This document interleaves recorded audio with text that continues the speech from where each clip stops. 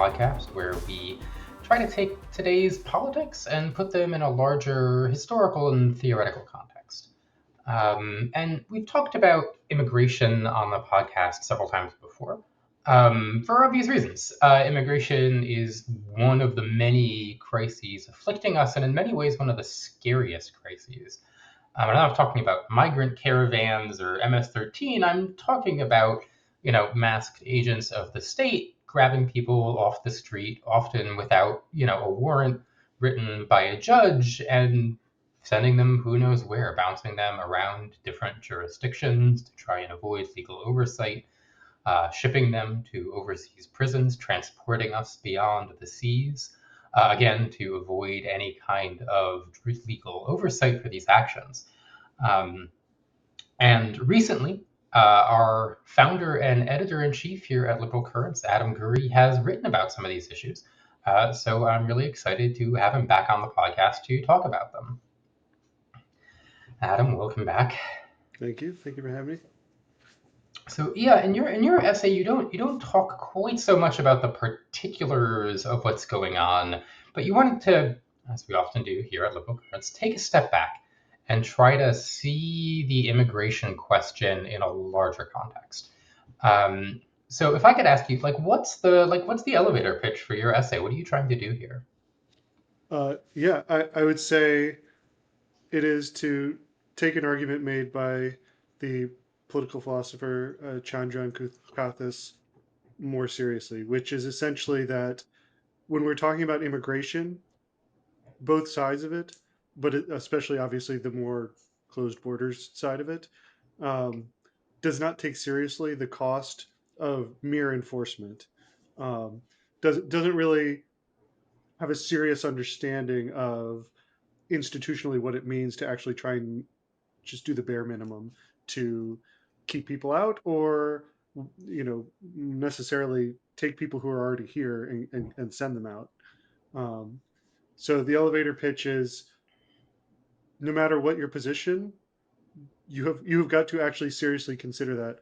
And the reason that I finally sat down and wrote this now should be apparent, which is the infrastructure that Donald Trump is using to try and completely circumvent any legal protections that citizens have is the infrastructure that has been set up for immigration enforcement specifically. So it's not just the fact that non-citizens are not getting their day in court if the law says that they should under certain circumstances. It's that ICE agents are showing up and intimidating citizens, and in some cases detaining them. It's a tool of terrorizing citizens as much as non-citizens. Yeah, I think, at this point, I think the most famous example is, unfortunately, Hassan Piker was detained at the border for some time and, grilled about his politics. He is an American citizen. But it is people just taking to him in a room, again, without not arresting him for any crime he committed. There's no judge saying, oh, we found you out and we're going to do something. This is just armed agents of the state saying, yeah, we can grab you under immigration authority and just ask you, some very pressing questions about your politics. Yeah, I mean, which I think I remember, again, this is not so, someone who is more on the restriction side was debating this essay with me, and one thing they said is, your essay seems a little too focused on the status quo as it was versus the exceptionalism of Trump. And there's something to that. When you talk about people being detained at the border, I think of, in the Bush years, there was a military blogger, Michael Yon, who, complete hawk, complete pro war on terror guy. He would go and embed in Iraq, and blog about it. But he was detained at the border because he refused to answer the question, what your income is. Essentially because he said, I'm a freaking American who has a right to not give you that information. And who do you think you are? So he was, they didn't arrest him, but they kept him for a couple of days, I think, a long time. It's funny what that means exactly. They didn't arrest him, but they did keep him. Right. Which I think speaks to the kind of double speak we have about the whole immigration enforcement system where we talk Yeah. about, immigration judges, but these aren't judges. They're Right. just personnel of the executive office, not the judicial branch, Right. right? That we can detain you, but we're not arresting you, because if we are arresting you, there are all kinds of legal protections around that. No, we're just, we have guns and we're keeping you in this room for a while, which is totally different from being arrested. Yeah. And I think this really gets to the core argument of Kukathas, which is that you kind of want to bring out, that, as I understand it, is in order to maintain an effective immigration control system in the modern context, you need to control citizens just as much as you control outsiders. Arguably Um, more. Arguably more. Um, okay. because there's a lot more of them, right? In terms of who's actually in the country already. Um, the way that someone is going to get a job, or a home, or anyway find some kind of partnership in coming to this country, is to work with someone who's already here, and overwhelmingly, that's going to mean either citizens or permanent residents, by the numbers. So. Uh, if you want to, on the one hand, stop people from assisting people getting into the country and supporting them being here, you have to control citizens. But if you want to find non-citizens in the first place, you have to make citizens prove that they are citizens, at certain checkpoints and situations. Yeah, I think that's exactly right. As you point out in your essay, very few countries in the world, except maybe North Korea, um, you know, maybe a few other random ones, the Andaman Islands, don't have a total, no immigration policy. No one gets in, no one goes out. Most countries in the world have large numbers of people crossing the borders. I think you give the example, it's like 30 million people come into the No, United States. no, it was like 69 for the United States and Okay. like 30 for the UK. Yeah, so rounding 70 million for the US, 30 million for the UK. These are people not, if I understand, I don't know if this is crossing the borders generally or, um, It's tourists and business travelers and people like that are coming here and then leaving for the most part, with various durations of mhm. staying. Some of them come with special visas to work for some period of time. It's a huge smorgasbord of different people who are here for quite legal reasons for the most part, but not to actually like immigrate and stay necessarily. Right. So there's a large number of people crossing the borders legally, but not to stay. There are people who are coming in order to immigrate. There are illegal immigrants who cross the borders in various kinds of ways. Um, and then, of course, there's the enormous mass of citizens, right, which is Yeah. vastly larger at any given time. And if you want to have an immigration scheme, you've got to, like, it doesn't come presented to you, right? No. It's not easy to just look at the world and say, okay, here are all the citizens and here are all the non-citizens and here's the people we want to deport. And it's just trivial to go and find I them and get I rid of don't them. get into it in the essay because the essay's already not short, and it's a bit conceptual. But Kukathis actually starts out by talking about how difficult it is to even operationalize in law what a local versus non-local is. And he runs through a bunch of like hard cases. So if you say it's anyone who's born here, well, there's lots of circumstances where citizens live abroad for a few years and give birth abroad. So does that mean that their kid is not a citizen? There's a bunch of cases like that where, any way you define it, there's clearly going to be examples that the people defining it are turning people into citizens they don't want to be citizens, and vice versa. So even just operationalizing at that basic level, is quite challenging. Yeah, and I think this sort of speaks to um, a point about law more generally, right? Where the point of a law is that it binds everybody, right? And there are citizens, like there are there are innocent people and there are guilty people, but you can't tell. It's not like there's a big flashing red sign over the guilty person's head and it's just so easy to go and find them. And so you can't have one system of law for the innocent people and one system of law for the guilty people. because the system of law for the guilty people is always going to start looking at innocent people because it's just hard to tell who's innocent and who's guilty. And that's why in this country, the protections of the laws apply equally to everybody, why you're innocent until you're proven guilty.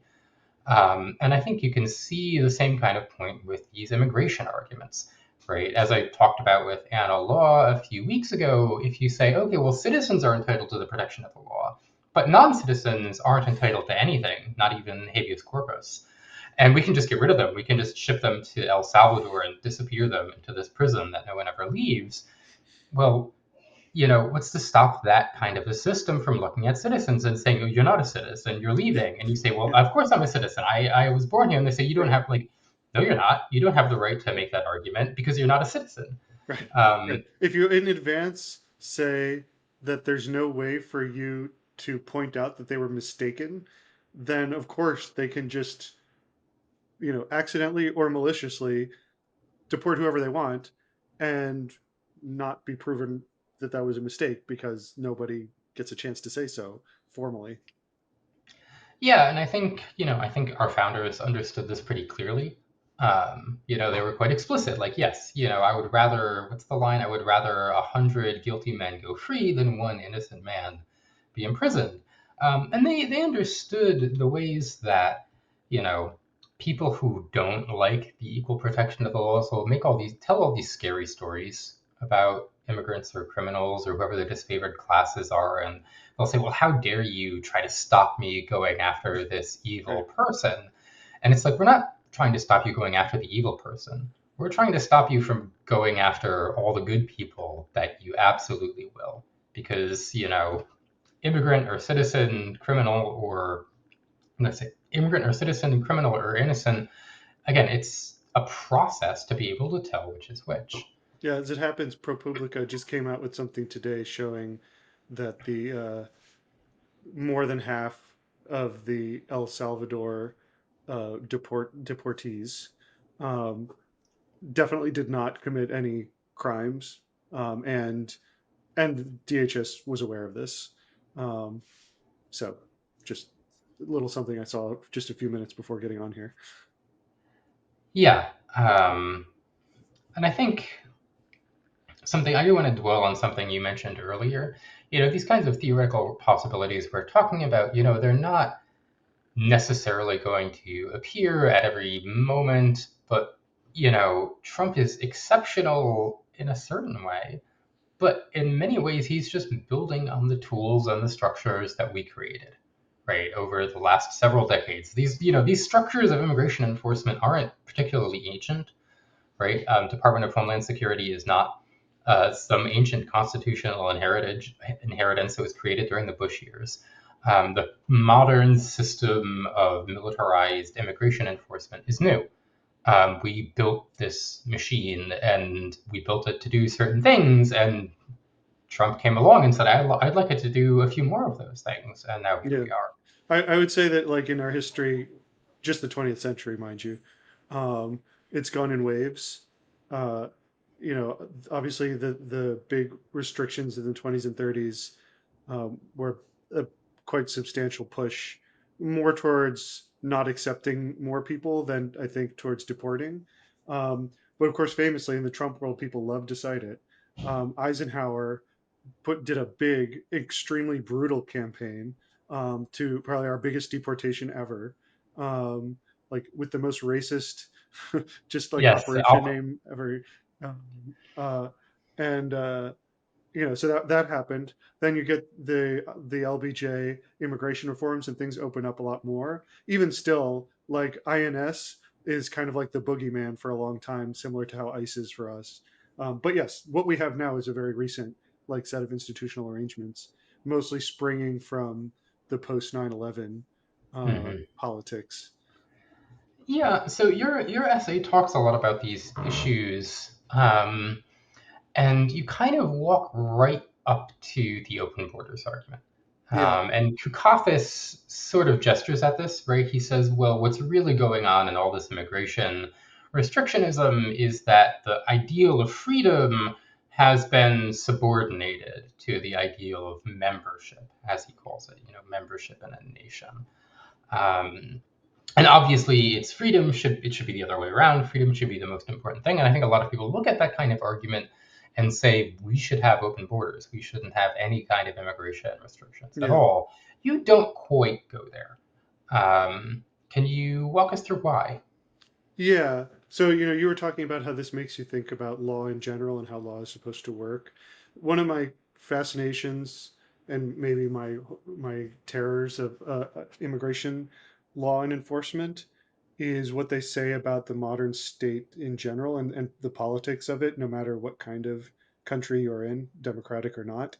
Um, and uh, so personally, would I like open borders? I would love open borders. Do I think that it would be a disaster? I absolutely don't think that. Would I also love completely unrestricted building of housing and infrastructure? But regulated. You could have codes.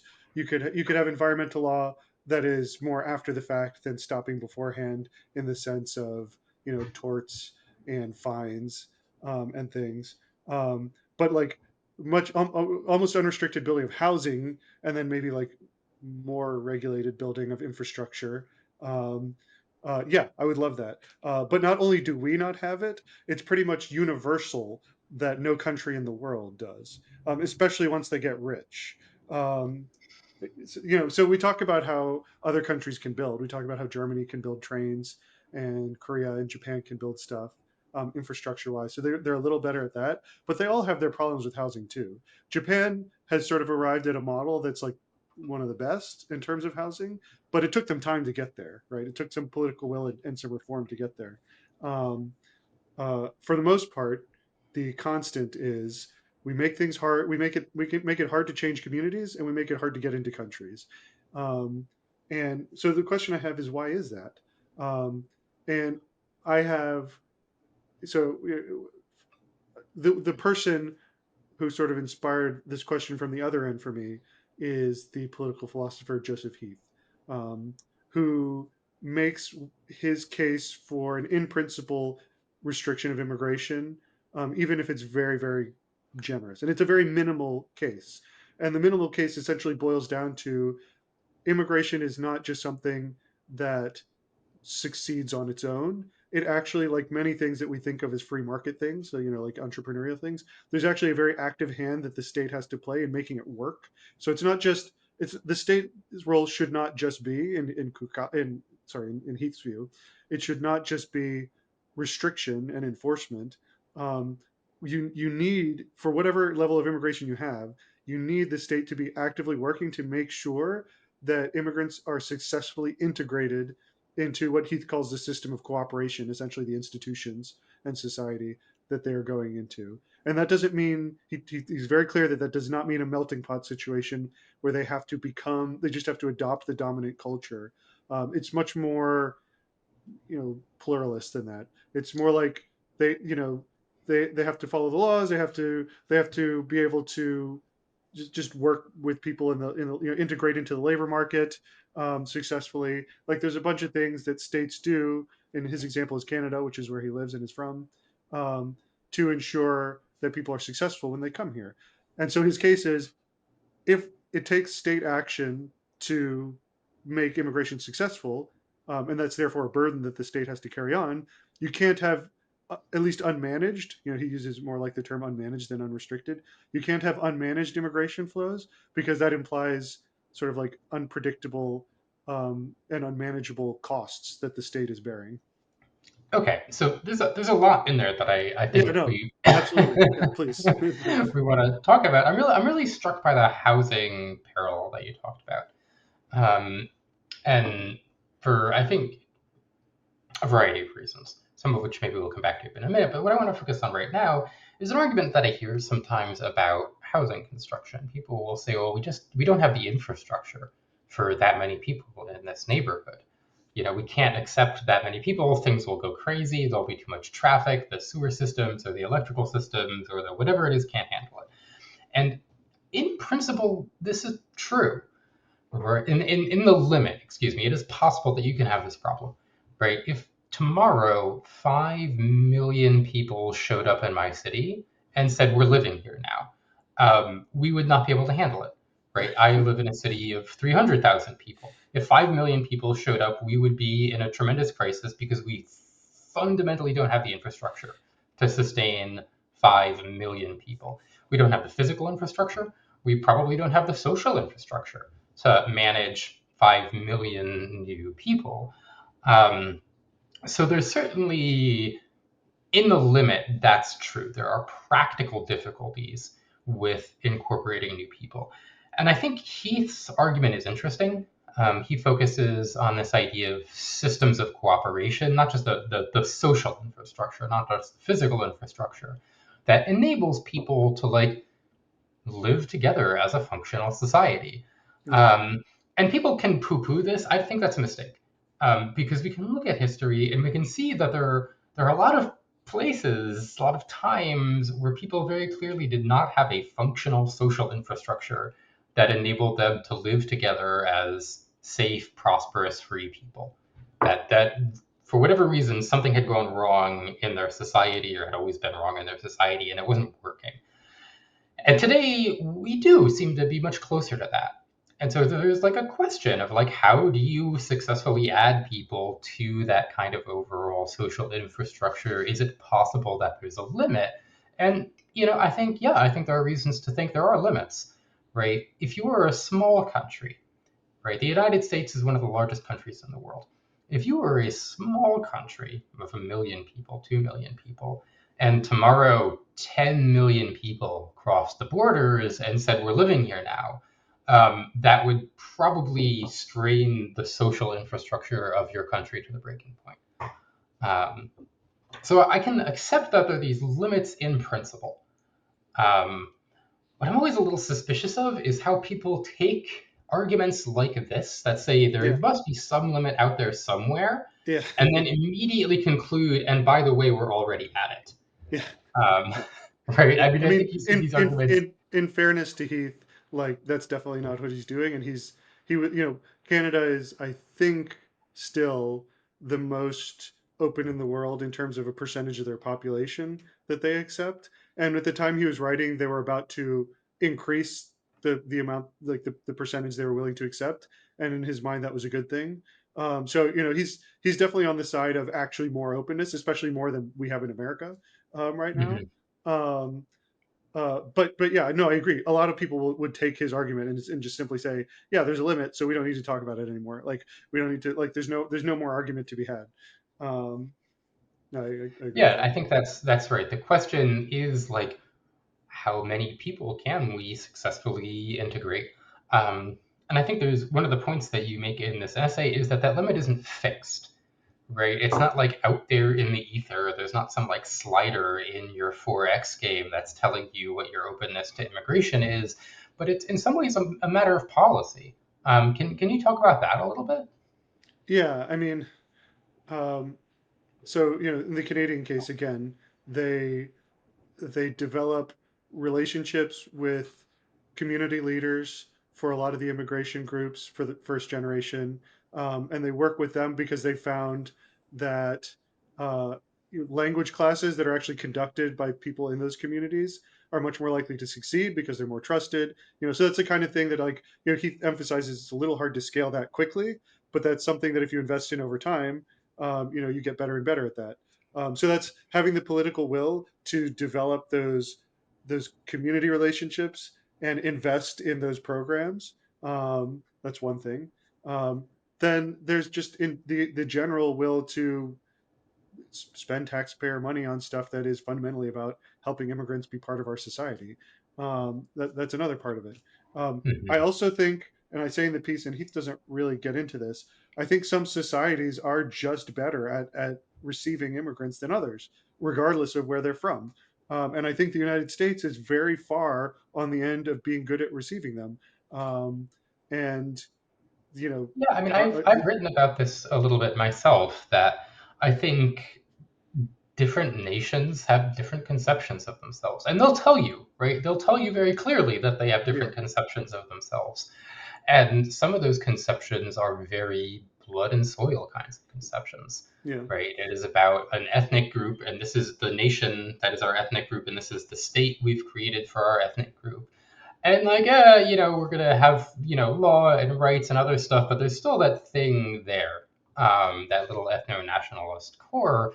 Yeah, The United States obviously has ethno-nationalism in it, but if obviously, you yeah. ask people like, what is the national self-conception of the United States, they won't tell you that it's like there's some well-known ethnic group. They'll talk to you about freedom and democracy, um, and Or those the kinds whole of the whole core. reason it kind of has to be like more like racial nationalism than ethnic nationalism is because like the nationalist side has to include like Italian Americans and like Eastern European Americans and like a Mhm. bunch of groups that quite frankly the Nazis would have just killed, you know what I mean? Like I remember there was a guy what like the famous tiki torch guy, like the guy in most of the pictures at the front, he had like a Yeah, Slavic that one. last name.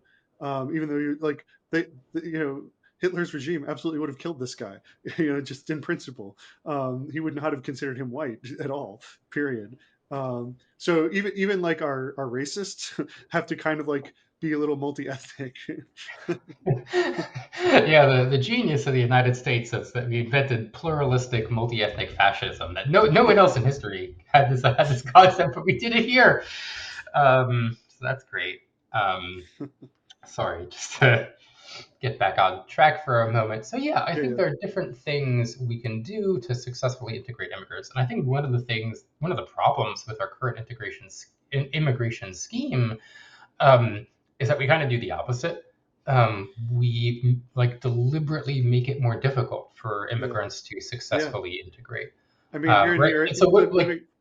Sorry, go on. I was just going to say, living in New York City, I feel that very keenly. It's sort of like, obviously it was a stunt by border red states to send immigrants up here, but I mean, the stunt was essentially to make us put our money where our mouth was, right? And it's not really on New York City that it didn't go incredibly well. It's more that like, yeah, you create these laws where it's like, okay, yes, asylum seekers can come in while they're waiting for their case to be processed and heard.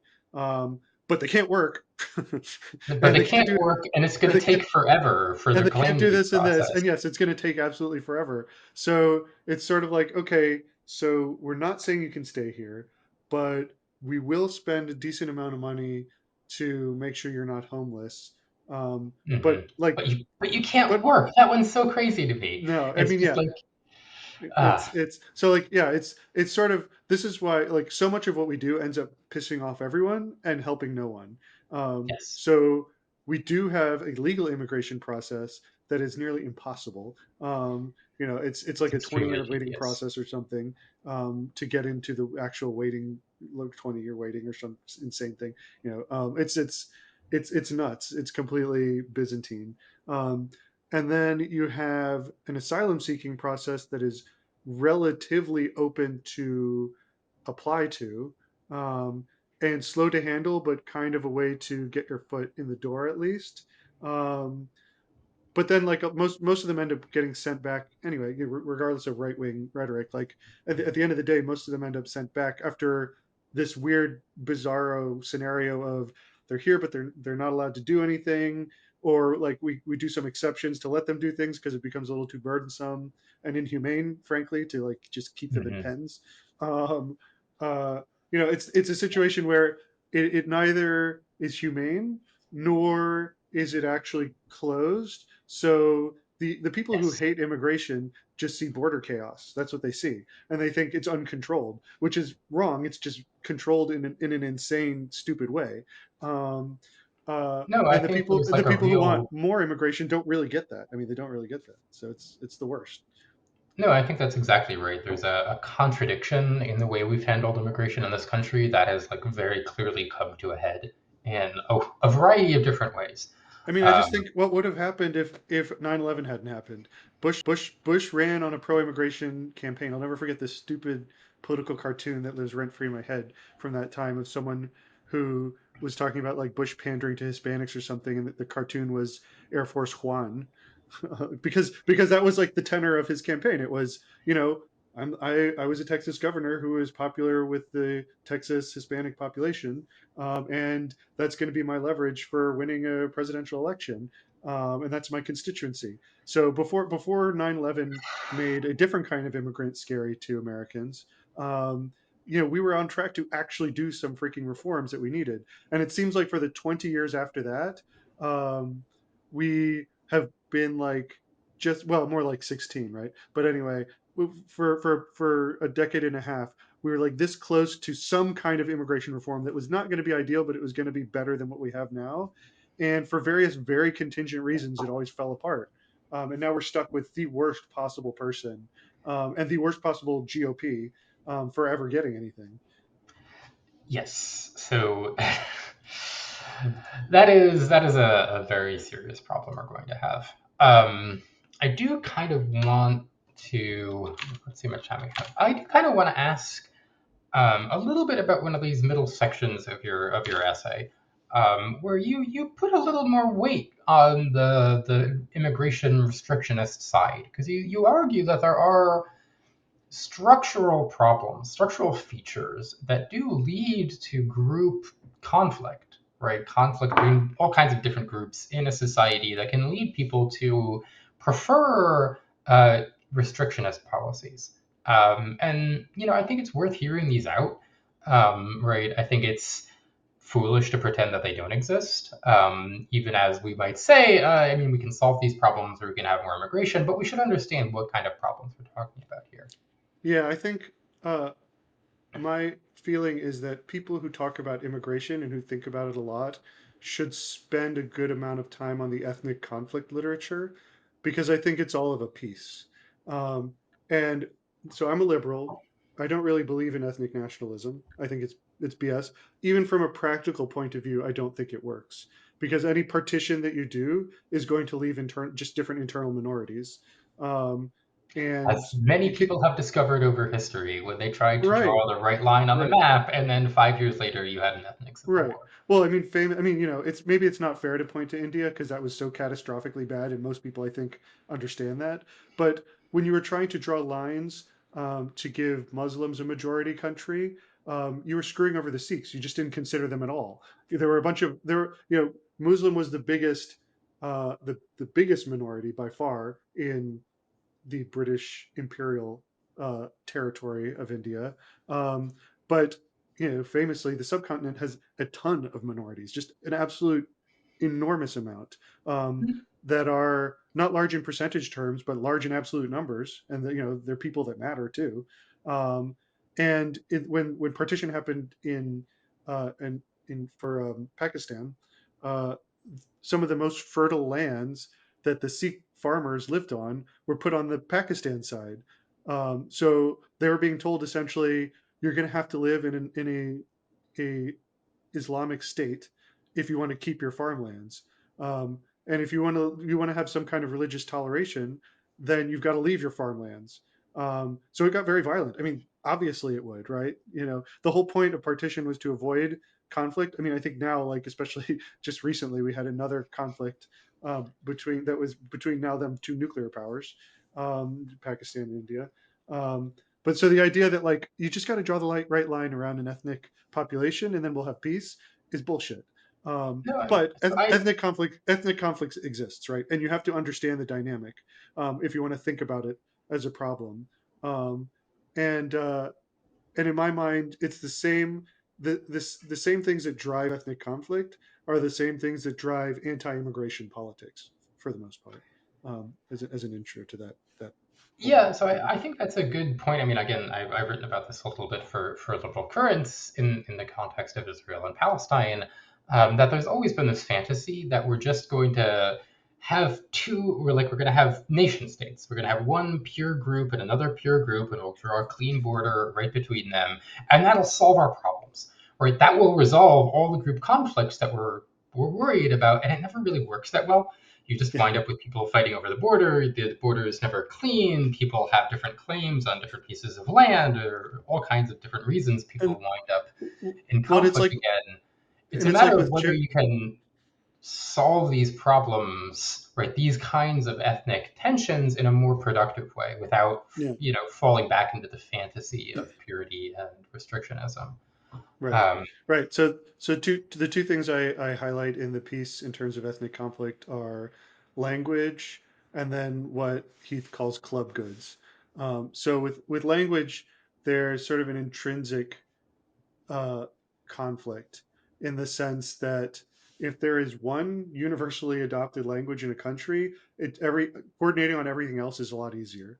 And obviously, if you are um, either an existing ethnic minority group that has a long long history with a different language, um, and plenty of especially like older people that do not speak the dominant language of your country. Saying that they have to speak the majority language is a cost that is put on them. Saying that they don't, continuing a situation where there's a minority language on top of the majority language. I mean, look, as a liberal, I'm like, who cares? But just in principle, for people, you know, there someone who is bilingual will have advantages in the labor market over someone who does not, which means that someone who is monolingual has disadvantages, whether it's the dominant language or the minority language. Um, so there's always sort of like an inherent conflict of around language politics, um, and obviously changes, as with anything, changes can upend whatever calculus you already have. So in Canada, they were very successful in not killing off their French population the way that we kind of did in our former French colony territories, in the Louisiana Territory. Um, and one of the ways they achieved that is through this bilingual compact, more autonomy for Quebec, where most of them are. Um, but that makes immigration kind of a dicier issue for Canada, because if immigrants come to Canada and move specifically to Quebec, they have much more of an incentive to just learn English anyway, since that's the language of the whole country, not just Quebec, um, and that can undermine the whole arrangement. Which is why the Quebecois have been fairly anti-immigrant, um, in terms of like the different voting blocks. But the way that they got around this, which Heath discusses, is essentially by mandating. They took much more of an active effort to make sure it was mandatory for immigrants that came to learn both English and French. So essentially, like the they actually, as a result, ironically, they make more of an effort to make immigrants learn English in Canada than we do in America. But that's because it's part of preserving this bargain with their largest minority historically, the French Canadians. So they thankfully in the Canada case they found a way to not upend that bargain, but still maintain very open immigration. Mhm. Now, when one of my readers was looking at this, actually, I think it was Paul. Paul was looking at the draft and saying, "Well, is it really a bad thing that it upends the existing bargain? Like, why do we as liberals care about that?" And I would say, I don't in principle care about that, but for practical reasons, the reason I care is uh, the French Canadians or whatever the minority who has the existing bargain is not stupid. They can see the writing on the wall. They can see that the existing protections will get eroded, and they will react, and potentially violently. Like that is how a settled ethnic peace can once again turn into open ethnic conflict, is if they feel that the peace that has been agreed upon is going to be undermined. So Mhm. you have to address that. You have to address that, and that's essentially your point too, right?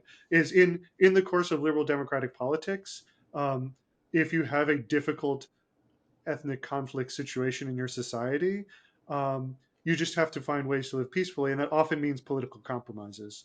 Um, yeah. So I actually want to push on this a little bit, Okay, please. because I mean, if you asked a white Trump voter in some rural county, like what do they think about immigration politics? Why do they support these kinds of things? They would tell you like our way of life is under attack, Right. right? They think there's a bargain that we've struck in this country that preserves their way of life in a particular way, and they feel like. And these are people, and this is an interesting point, this in part's important. These are people who live in communities that are like 98, 99% white, right? Right. They are extremely white, extremely Christian. They don't actually have a wave of immigrants moving into their particular area, but they feel like the existence of immigrants elsewhere is a threat to their way of life in some way, and they're very Yeah. unhappy about it. Yeah. Um, like, is that the kind of response that we need to accommodate? No, I don't think so. I mean, I think this is where we get into more like the Will Stancil world of perceptions, through media versus actual like Mm-hmm. underlying dynamics. Um, but without getting too into that, because you had a whole podcast on that already, um, uh, I think that so the club goods matter. So churches, um, churches is a club good. They need a certain number of people, a certain threshold of members in the congregation in order to survive.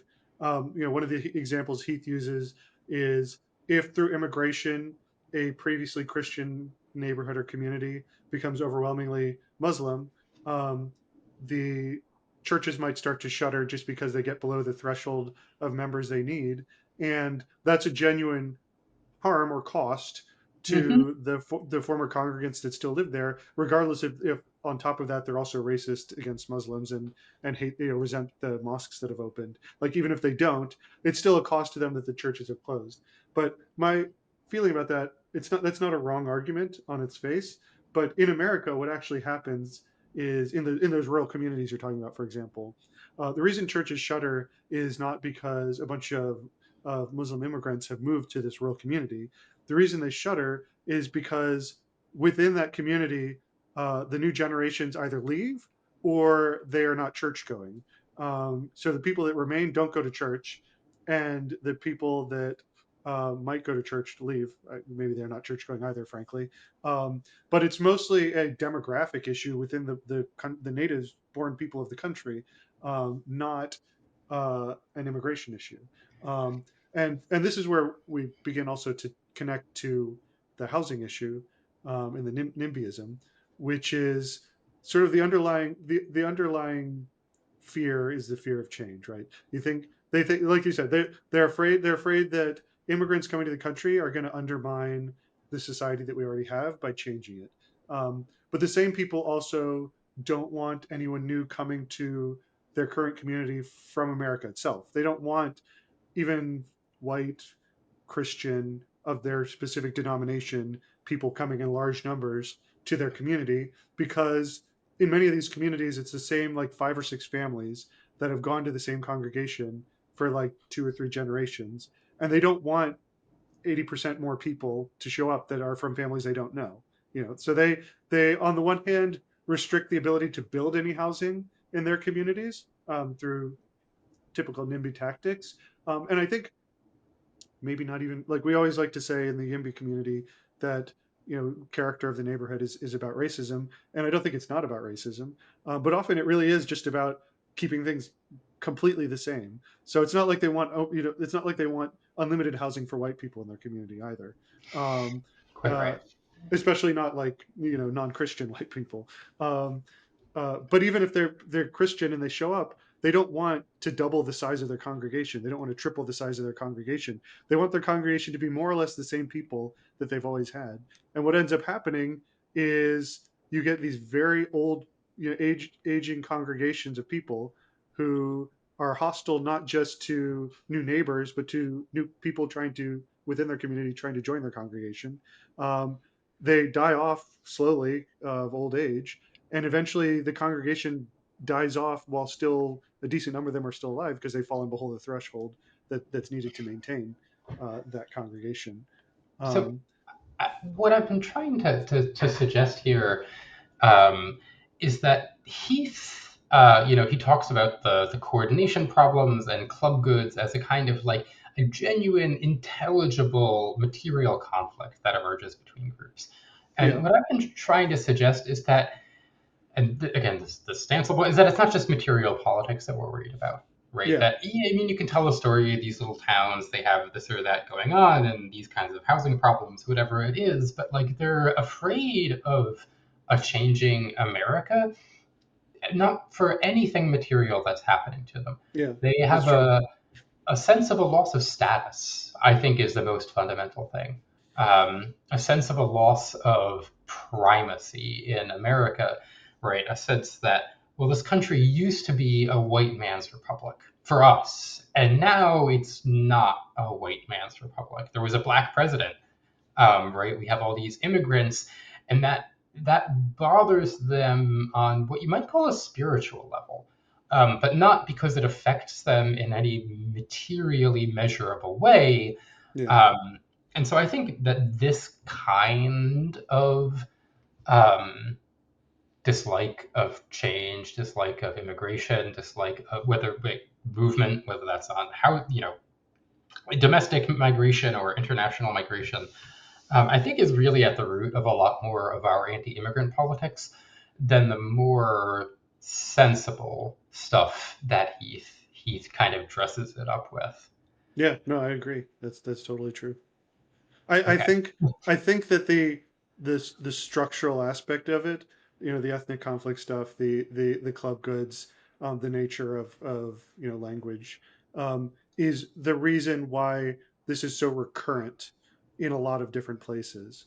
Um, but I take your point that often what it springs from is very narrative based and not really based on facts on the ground. To take a simple example, forgetting even today, the anti-immigrant politics when Trump came up in 2015 was at a moment where both illegal and legal immigration was at like the lowest level it had been in a decade or something like that. Actual levels of immigration when Trump first became president were low relative to what they had been 10 or Mhm. 15 years before that. And as you said, the people that were most against it are the people that never experienced it. So it's a fair point. So, I mean, I guess to make this a slightly broader criticism, if you'll allow it, so Heath is a philosopher, and a philosopher who's particularly interested in economics and applying economic methods to philosophical questions. And you can kind of see that reflected in the approach that you take in your essay, where you describe these problems as structural problems, right? That, okay, well, yeah, humans, we all inherently have to live in groups, so we can't get rid of membership, and there are coordination problems and club goods, and there are these things that we can explain with very abstract structural economic tools um, that could apply to like anything, right? Totally Yeah, no, it's empty true. agents. And to me, I mean, I think all those things are true and interesting, but just so many of our problems stem from a much grubbier source in human nature. Um, our tendency to see things in terms of in groups and out groups. And this is a pretty ancient tendency. In our species, you can see we've been arranging ourselves into these kinds of groups and like thinking in these kinds of ways for a very long time. The group in question has changed a lot over time. You talk about this in the essay, whether, a band or a tribe or a kingdom or a fief. Today we have nations. We might have races, which are relatively new ways of thinking about these things. But they're all modifications of that kind of ancient inheritance of human nature. And I feel like that's far more a mainspring of this animus towards the outsider, an animus towards change, than the abstract structural factors. But I think that is part of the same package. I think we have that because there are actual stakes, even if, like, as a liberal, we'd say these are not high stakes, but there are actual stakes in your particular group being the one that dominates. So, I talked about language and I talked about churches, but there's everything, right? Within a cultural linguistic group, um, there are cultural products. What today we would say TV or movies or music or whatever, that are the sort of like shared tastes that people converge on, precisely because in network science they say that if something gets some attention, if getting some attention increases the odds that it'll get more, that there is sort of a runaway effect where some things cascade and get a ton of attention. Within cultural communities, um, one person within a cultural community paying attention to something specifically increases the odds that someone within the same cultural community will, because they share a language, they talk to similar people who talk to similar people. So there's convergence within cultural communities on a lot of things, not just things like religion and language, which are kind of like mainstay elements. And so the idea of like inside and outside group, there often are reasons. Basically, there are stakes of, oh well, if those guys if those guys start to dominate society, then we're going to lose a lot of the stuff that we as this particular group like. That's not to justify that tendency, but I think that's the reason it exists, is because there's a sense of, well, if we're tolerant of people that have different tastes and values and religions than we do, then we may lose all of ours, and I agree that the manifestation of it is pretty grubby. It's not like anyone's really thinking in those intellectual terms, but I think that's why it exists. I think that's why that's a consistent feature throughout human history, regardless of the types of groups. Okay. Um, I'd love to continue more with this, but I also kind of want to bring this a little bit back down to earth, right? We've been talking Yeah, in please. relatively Yeah. philosophical terms No, about absolutely. Yeah, the yeah, different kinds of concerns you might have with immigration and the costs of immigration enforcement versus the benefits of immigration and the difficulties of integration, all this stuff at a pretty abstract level. yeah, Um, but I do kind of want to come back to the politics we live in today, yeah. where, Please. as I've said at the outset, it feels like the contradictions have come to a head, that the way things are has become unsustainable. Trump is attempting to impose a new order that I think ultimately is going to be very unpopular. I think it's not going to stick, even if he can cause a lot of damage in the meantime. But that doesn't tell us what we should do, right? Yeah, What kind of new compromise on immigration can we come to in this country? Right, that's what I want to ask you, to yeah. really dare us to dream a little bit in terms of a better future we could be working towards. Yeah, God, it's so hard to know, but what should we dream? I mean, what we should dream is what we're already seeing, which is that it's not just that Trump's particular approach will be unpopular, but that the very reactive American voter, mostly the nonpartisan kind, the loosely partisan kind, um, uh, will become more pro-immigration just as a matter of reacting against the Trump administration, which is what happened the first time. Um, it is what happened the first time. We reached like unparalleled levels of pro-immigration sentiment in 2017 just because people were so anti-Trump. So the hope is that in 2028, especially, but even in 2020, after 2026, we are at sort of like a peak of a pro-immigration wave, and Democrats can come in with a big enough trifecta, to put something bold in, and that something bold I think would be uh, just a lot of just basically streamlining. Even just streamlining would be so much more humane. Even just telling people no quickly now would be so much more humane than what we're doing right now. Um, having a more straightforward, and and I'm no immigration policy wonk in terms of how to accomplish this. There's people like Dara Lind, I'm sure, who could talk about this in much greater detail than I could. But um, just doing yes or no a lot faster, and you know, uh, and also, but more importantly, in my mind, um, just not treating getting rid of the people who are already here as some high stakes thing that requires a completely totalitarian approach. So the worst part is really not border enforcement per se. It's not turning people back, which is bad enough, um, but that can be done in a relatively bloodless way, for the most part. Um, it's still, I mean, again, American citizens get swept up in it, and if people don't take no for an answer, becomes a conflict. But that the real high stakes come when people are already here or they're perceived to be here, and the government decides, well, we need to do whatever it takes to find them, and whatever it takes has to mean, um, you know, busting into businesses while people are working, and interrogating people there to try and find like two or three people, um, going into people's homes. Right now, I'm sure that most people at this point have at least someone they know that has had an ICE agent, um, knock on their door. Because I've heard at least three or four stories like that just in my extended network of personal, relationships. Why? Like, or the Clay Jackson case where which we had on Half the Answer.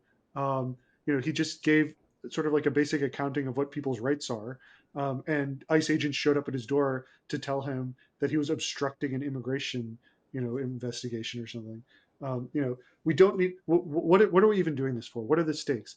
There's simply no evidence that there is a huge crime wave from illegal immigrants. It's just not a thing, because illegal immigrants are the ones who are most at risk if they commit crimes. If they commit a crime, they get found by the system. The biggest crime that illegal immigrants commit, which is not even a crime, it's a civil offense, is coming here and hiding, right? Like they work when they're not supposed to work or something, and then they just try and fly under the radar, because anything that brings them to the attention of the authorities has the potential to end in deportation. So there's not some huge illegal immigrant crime wave. This When there is not such a thing, the stakes of finding them are so incredibly low that we do not need to be harassing the population at large in order to find the tiny number of them. It's just not it's just not worth it. So coming to a compromise where, okay, close border people, we will say no to people more firmly, but we'll also say it quickly, um, and Yes. before they're here. But we'll do basic detective work is allowed to try and find illegal immigrants, if that if we must, but not these crazy like worksite raids and harassing people in order to root them out. It's just not worth it. It's just not worth the cost. So I'm curious what you would say about the proposal, not necessarily about changing the size of ICE, but about bringing it under the regular processes of law, which is just to say extending the due process of law to illegal immigrants, right? Saying immigrant, non-immigrant, citizen, non-citizen. If you're in America, you have the benefit of due process, right? Yeah, ICE cannot grab you without a warrant; they need a warrant, right? They cannot violate the law. They cannot violate habeas corpus. They cannot bounce you around the country just because they want to. You have all the protections of law. And maybe we'll deport you at the end of that process. But it actually has to go through the real legal system and not this fake legal system that we've set up as a separate silo. yeah. I mean, yes, because as we said, you can't have two legal systems. It's just not going to work that way. Before Trump, well before Trump, we were deporting citizens, accidentally or not. We were. It's not like a huge number, but that always happened. And if it wasn't citizens, it was legal permanent residents were getting swept up in the net. And of course they were, because there were barely any protections for them if there was a mistake, genuine mistake, or just a malicious actor in the law enforcement side. So you can't have two legal systems.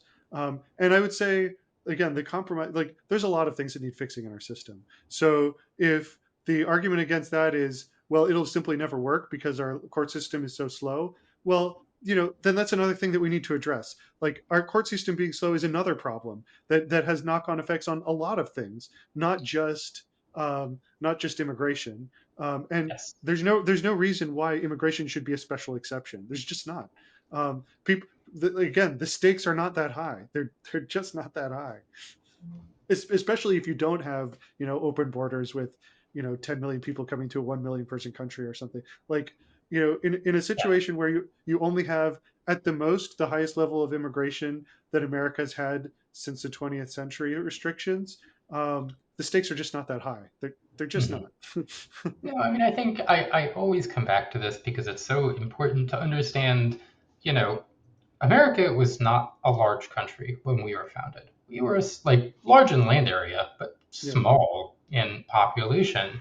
We've grown enormously over the last 2 centuries, just enormously. And a lot of that has been because of immigration, yeah. because people My come here because they want to come here, because, you could come to America and live a free life and get rich. And that's still true. And that's still why people want to come here. And it works, right? People come to America, and by and large, if we let them, they integrate pretty well. They become Americans. And that's how it's worked at this point for hundreds of years, very effectively.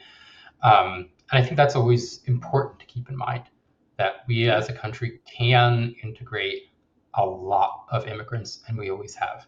And that should be like kind of a core assumption of how we design our immigration Yeah. system, to make that possible, to make that more streamlined and more efficient and more quick. And yeah, maybe we'll turn some people back, but we'll do it in a regular way and then let the rest of them in. Yeah. I think that's certainly something to hope for, anyways. Okay, I guess that's probably a good note to end on. Thanks so much, Adam, for coming on and talking about your essay. If you'd like to read it, it's up at Liberal Currents right now, The Totalitarian Logic of Immigration Controls, by our founder and editor-in-chief, Adam Gurri. It is a great essay, and so I do recommend you read it. Thanks, everyone, for listening, and I'll see you again next week. Thank you.